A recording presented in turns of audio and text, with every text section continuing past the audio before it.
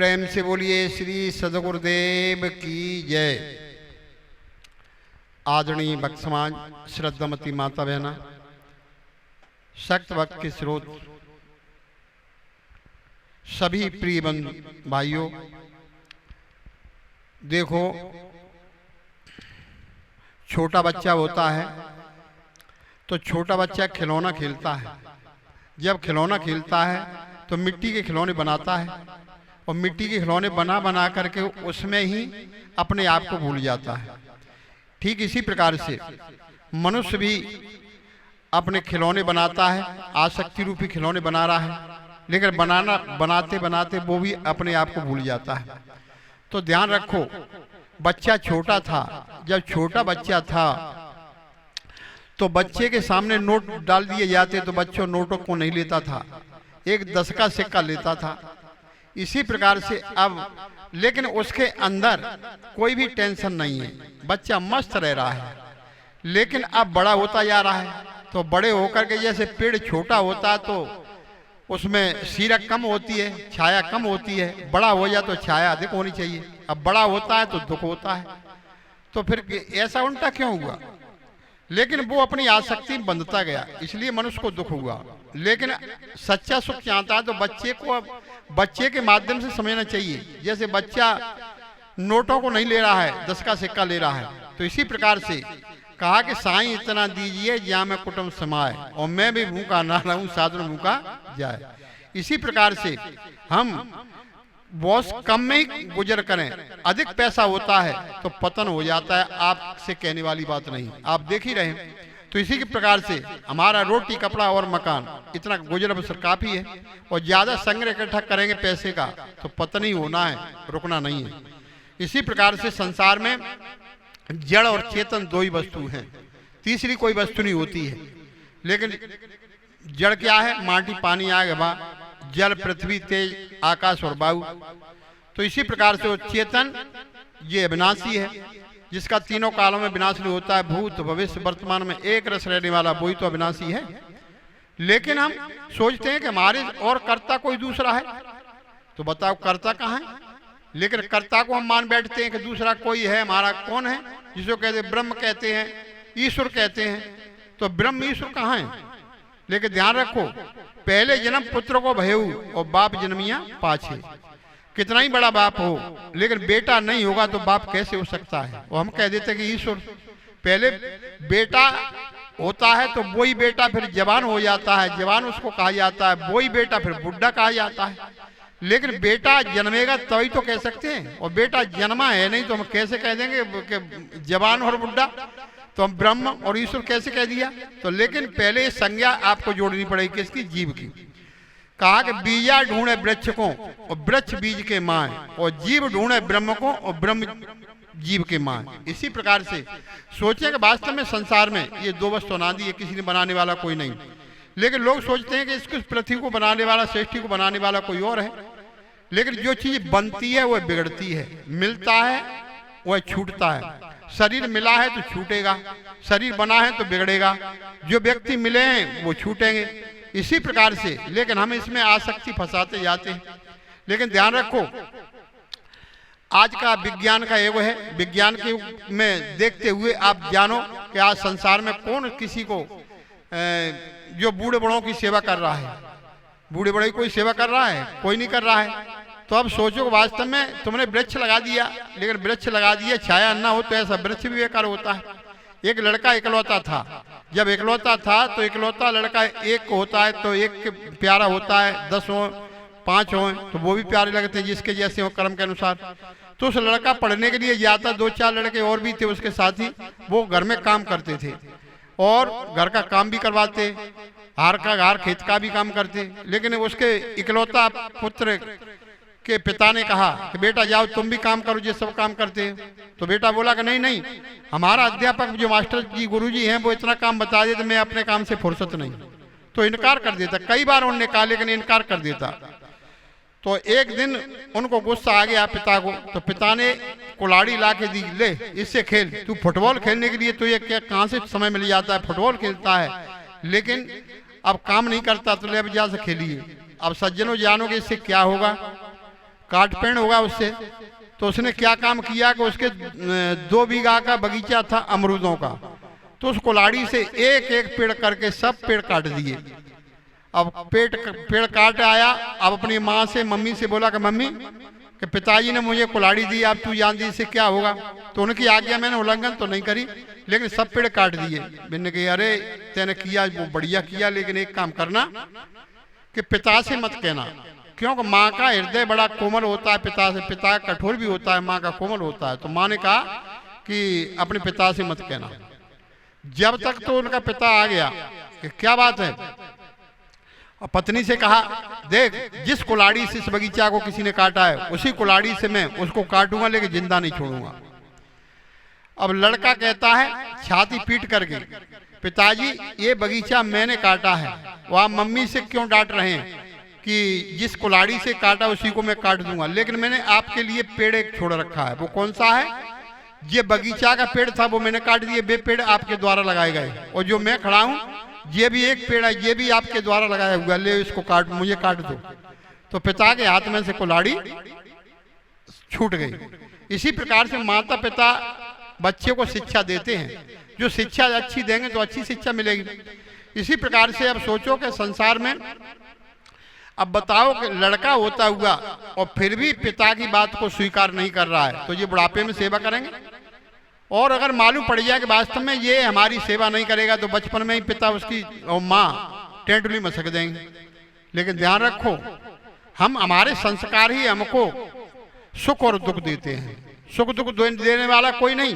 रामायण में लिखा है कोई न काऊ सुख दुख कर दाता, निज कृत कर्म भोग सब भ्राता। कोई किसी को सुख दुख देने वाला दूसरा नहीं है, जैसा हम करते हैं उसी प्रकार से सुख दुख हमको मिलता है। तो सुख दुख भी हमारे कर्मों से मिला है। लेकिन इसमें एक बात और है, एक होता है समवाय संबंध, एक होता है संयोग संबंध। तो समवाय संबंध क्या है? जड़ चेतन का क्या है, क्या कहेंगे? संयोग संबंध कहेंगे या संयोग संबंध कहेंगे या इसको समवाय संबंध कहेंगे? पता है किसी को? तो लोग कहते हैं कि सहयोग संबंध बोलते बहुत। तो सहयोग संबंध उसको कहते हैं, हम आप यहाँ पर बैठे हुए हैं, अभी कोई खड़े होकर के कहीं जा रहा है, कोई कहीं जा रहा है, खड़े होकर के सब लोग चले जाएंगे। लेकिन ध्यान रखो, एक होता है समवाय संबंध। समवाय संबंध उसको कहा जाता है जैसे गुड़ गुड़ का मिठाप, जल जल की शीतलता, अग्नि अग्नि की उष्णता कभी बाहर नहीं होती है। किसी पंसारी की बड़ी सी बड़ी दुकान है, उस पर जाइए आप, सेठ की दुकान पर, कहो कि हमको मिठाप दे दो, गुड़ मन दो, तो वो यूँ कहेगा पागल है, मिठाप नहीं होगा तो 22 तो कहते हैं गुड़, कि गुड़ दे दो मिठाप मन दो। तो गुड़ का मिठाप गुड़ से बाहर नहीं हो सकता है। जल की शीतलता जल से अलग नहीं हो सकती है, अग्नि अग्नि की उष्णता अग्नि से अलग नहीं हो सकती, इसको कहते हैं समवाय संबंध। बहुत से लोग कह देते हैं कि व्यापक है, तो व्यापक शब्द अर्थ होता है कि कण कण में व्यापक है, कोई जगह खाली न हो, खड़ग में, खम्भ में, कुर्सी में, मेज में, माइक में, सब में परमात्मा होता है, ऐसे लोग बता देते हैं। तो बताओ ये कितनी अंधविश्वासी बात है। लेकिन ध्यान रखो, कण कण में व्यापक नहीं, घट घट में व्यापक है। घट घट मेरा साइया सूनी सेजन को, घटों घटों के अंदर हमारे जो अविनाशी है परमात्मा चेतन है वो विराजमान है। जैसे घट में से चेतन निकल जाए तो मुर्दा फिर कोई जवाब दे सकता है? नहीं दे सकता है। इसी प्रकार से जो हमारा अविनाशी हमारे घट के अंदर विराजमान है, तो घट के अंदर विराजमान है, उसी की तो सत्यता है। लेकिन ये भी सत्य है क्या? जड़, माटी पानी आग भा, जल पृथ्वी तेज आकाश और वायु, ये भी सत्य है, क्योंकि ये हमेशा रहेगी, लेकिन परिवर्तनशील है, ये बनेगी बिगड़ेगी। और जो तुम्हारा चेतन अविनाशी है वो न कभी बनेगा न कभी बिगड़ेगा, क्यों? तो वो तो बना बनाया है, न उसको कोई बनाने वाला है, और इनको भी बनाने वाला नहीं तत्वों को। तो ये दो वस्तु हमेशा से अनादि है, इसी को समझना है। तो हम कहा कि 5 तत्व का पूतला मानुष धरिया नाम, और एक कला के बीच रे सुविकल होत सब ठाम। तो एक कला कहते परम कला, चेतन कला, अविनाशी कला जो निकल जाए तो कोई पुर्जा फिर फर्क नहीं सकता है, क्योंकि चेतन की प्रधानता होती है। जैसे बिजली समझो, तो बिजली में जैसे कुटी की मशीन है, फ्रिज है, कूलर है, पंखा है, इत्यादि जो मशीनरी है, तो मशीनरी में सत्ता किसकी? बिजली की। अगर बिजली नहीं आएगी तो ये कोई मशीनरी अपने आप चल देगी? नहीं चली। तो ये क्या है? ये शरीर रूपी ये मशीनरी है, कुत्ता बिल्ली बंदर मनुष्य इत्यादि सब मशीनरी है। जैसे बिजली की सत्ता थी, इसी प्रकार से अविनाशी इसके अंदर न होगा, जो हमारा इसके अंदर जो जीव नहीं होगा तो ये भी कोई चल नहीं सकती है। तो इसको ही समझना है, वो ही तो तुम हो। लेकिन मनुष्य भूला हुआ है, 5 तत्व कहता है यही मैं हूँ। 5 तत्व तुम्हारे होते तो देखो, बचपन था, बचपन निकल गया, जवानी निकल गई, अब बुढ़े हो गए, तो ये अब ऐसा कैसे हुआ ये?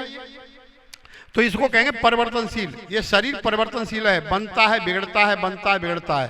और अविनाशी हमारा न बनता है और न कभी बिगड़ेगा। तो इसी प्रकार से अविनाशी को समझो, अविनाशी है वही तो आप हैं, लेकिन हम समझ नहीं पाते अविनाशी को, तभी हमारी भूल है।